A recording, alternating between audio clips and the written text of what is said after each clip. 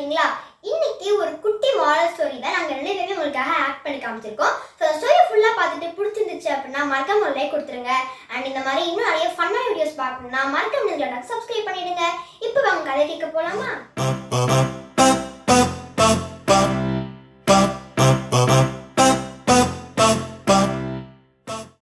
இதோ இனிஸ் கலாட்டாஸின் இன்றைய தேடல்.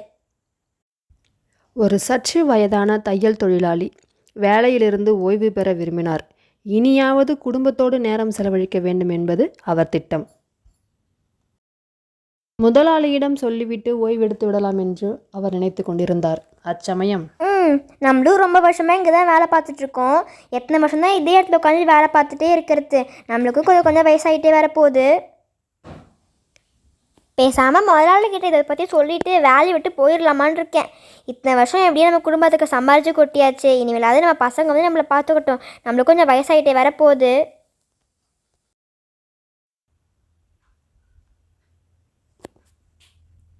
அம்மா வணக்கங்கம்மா.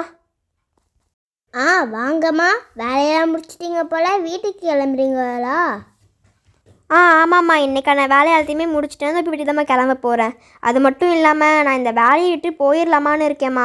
ஏன்னா எனக்கும் கொஞ்சம் கொஞ்சம் வயசாகிட்டே வேற போகுது. இதே இடத்துல உட்காந்து சரியாக அளவு எடுத்து எல்லாத்தையும் பண்ண வேற முடியலம்மா. எனக்கும் ஒரே இடத்துல உட்காந்து பண்ண ரொம்ப கஷ்டமாக இருக்குது. அதனால தான் இனிமேலாச்சும் குடும்பத்தோடு கொஞ்சம் சந்தோஷமாக இருக்கலாமான்னு பார்க்குறேம்மா. என்னம்மா திடீர்னு இப்படி சொல்கிறீங்க? தனது நீண்டகால ஊழியர் ஓய்வு பெறுவதில் அவருக்கு லேசான வருத்தம். சில நொடிகள் யோசித்தார்.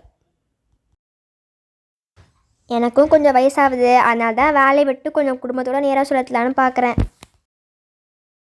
சரிங்கம்மா, இங்கே ஓய்வு எடுக்கணும்னு நினைக்கிறீங்க, ஓய்விடுங்க. அதுக்கு முன்னாடி எனக்கு ஒரு சின்ன வேலை மட்டும் செஞ்சு கொடுத்துட்டு போகிறீங்களா? கடைசியாக செஞ்சு கொடுத்துட்டு போகணுமா? சரி சொல்லுங்கம்மா, செஞ்சு கொடுத்துட்டே போகிறேன். எனக்கு ஒரு ப்ளவுஸ் வேணும், அதை மட்டும் தைச்சி கொடுத்துறீங்களா? அங்கே நிறைய துணி இருக்குது. அதில் உங்களுக்கு என்ன கலர் வேணும், என்ன டிசைன் வேணும் நீங்களே பார்த்து தைச்சி கொடுத்துருங்க. நான் இங்கே அளவு எழுதி கொடுக்குறேன்.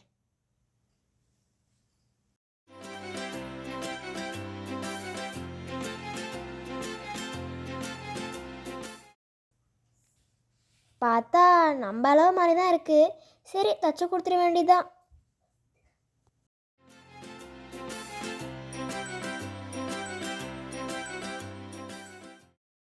சரி, நேற்று முதலாளி அம்மா சொன்ன மாதிரி கடைசியாக ஒரு துணியை மட்டும் தைச்சி கொடுத்துட்டு போயிடுவோம். எந்த துணி இப்போ எடுக்கலாம்? நிறைய துணி இருக்குது. இது நல்லா இருக்கு, நல்ல பட்டு துணி போலையே. சரி, இப்போ நம்ம கடைசியாக தைக்க போகிற துணி எப்படி இருந்தால் என்ன? இது கொஞ்சம் கஷ்டமாக வேறு இருக்கும். இருக்கிறது நல்லா ஈஸியான துணியாக பார்த்து எடுத்துக்கலாம். அதான் தைக்கிறதுக்கும் நல்லாயிருக்கும். இது எடுத்துப்போம். முதலாளி சொன்னதை கேட்டு பணியை தொடங்கிவிட்டாலும் தையல் தொழிலாளியால் முழு ஈடுபாட்டோடு அவர் வேலையை செய்ய முடியவில்லை. கைக்கு வந்த துணியை வைத்து வேலையை செய்து முடித்தால் போதும் என்று தன் வேலையை தொடங்கினார்.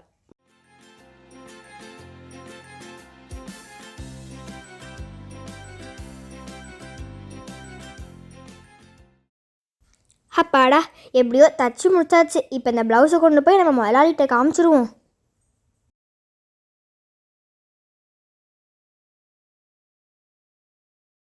முதலாளியம்மா, இந்தாங்க ப்ளவுஸ் தச்சிட்டேன்.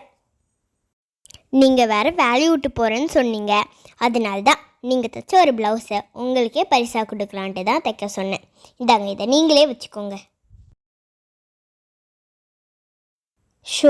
முன்னாடியே முதலாளி அம்மா இந்த துணி நம்மளுக்கு தான் சொல்லியிருந்தாங்கன்னா ரொம்ப அழகான துணியாக பார்த்து எடுத்துகிட்டு போகணும். டிஃப்ரெண்ட்டாக டிசைன்லாம் வச்சு தைச்சிருப்பேனே. இப்படி கொஞ்சம் கூட யோசிக்காமல் அநியாயமாக ஏமாந்து போயிட்டேனே. நமக்கான வாழ்க்கையை நாம் தான் நிர்ணயிக்கிறோம் என்பதை அறியாமல் பல சந்தர்ப்பங்களில் நம் திறமையில் மிகவும் கொஞ்சம் மட்டுமே பயன்படுத்துகிறோம். அடுத்தவர்க்கோ நமக்கோ நாம் செய்யும் செயலை சிறப்பாகவே செய்வோம்.